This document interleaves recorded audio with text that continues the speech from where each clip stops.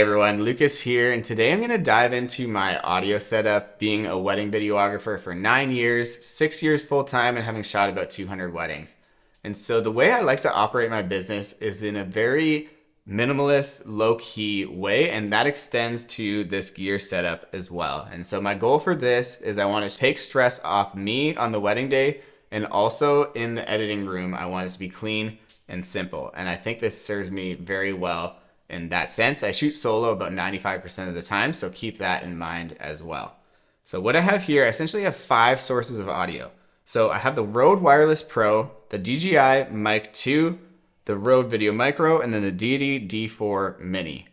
So how I use these different audio sources does depend on the wedding. Obviously every wedding is different, but regardless, I can mix and match these audio sources to work for me, whether there is a microphone for the ceremony, whether there is private vows. And that's what I love about this setup, is that it is adaptable.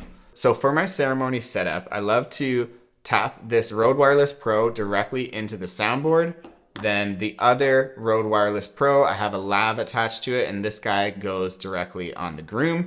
And then the DJI Mic 2, I have this sleeve here, which goes directly on the microphone if there is one. And so this is a really great backup. And I've had to use this more times than I would like, but the good thing is really high quality, and it's hardly noticeable compared to a good quality sound tapping directly into the board, which is awesome. If there is no microphone for the ceremony, this guy can clip, whether it be right on the officiant or on the groom as an additional backup.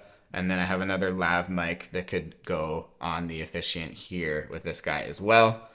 The Diety D4 Pro actually has an input as well as an output here, which is great because I can plug this receiver into the D4 Mini, and then that gives me an additional source flowing into the camera. So I have 2 tracks coming in here, and I can separate them in post very easily. And I don't even need to sync the files externally as long as that is a good feed, which is awesome. And then this guy just goes on my run and gun camera for the ceremony, and I'll use this audio for, like, say, the recessional, walking out of the aisle, captures good laughs, cheers, and that sort of thing. In terms of cables, up until this point, I've gotten away with RCA, 1/4 inch, and XLR, and I've never had a need for anything other than that. I've heard through DJs that the XLR is the most reliable, and so if I can go that route, I will. I often find DJs are pretty accommodating as long as you're friendly and nice to them, but I did actually have one instance where a DJ asked me to pay him $20 to tap into his soundboard, and so I was like, okay, well, I'll just go around you, and I just use the audio from this guy instead, which is attached to the microphone. But yeah, that was an interesting situation. And for the reception, I'm comfortable with having 2 sources of direct audio and then 1 indirect generally. So again, I'll tap the Rode Wireless Pro into the soundboard, and then the DJI Mic 2 will go on the microphone itself. And then I have the on-camera guy as well, just as a backup. And that works for me. I'm not saying that this is like the setup for wedding videographers, but for me, I'm really excited about it. It works well for my workflow.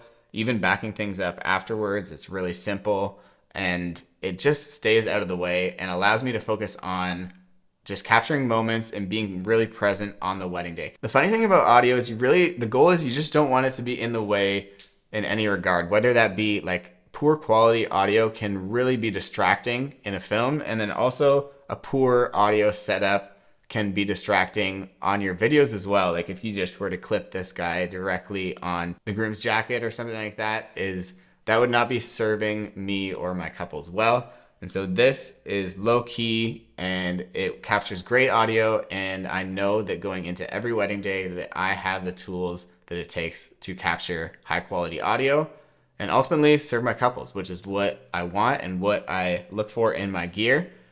The audio world has come a long way in the last 5 years or so, especially with 32-bit float, and I feel like we're finally at the stage where I'm confident and excited about my setup. I don't plan on updating this anytime soon, but I say that quite a bit, and we'll see what's released in the near future. Thank you so much for watching. I'd love to hear your comments, what you think I'm missing here. Let me know if I have any blind spots. I want to hear what you're rocking right now as well.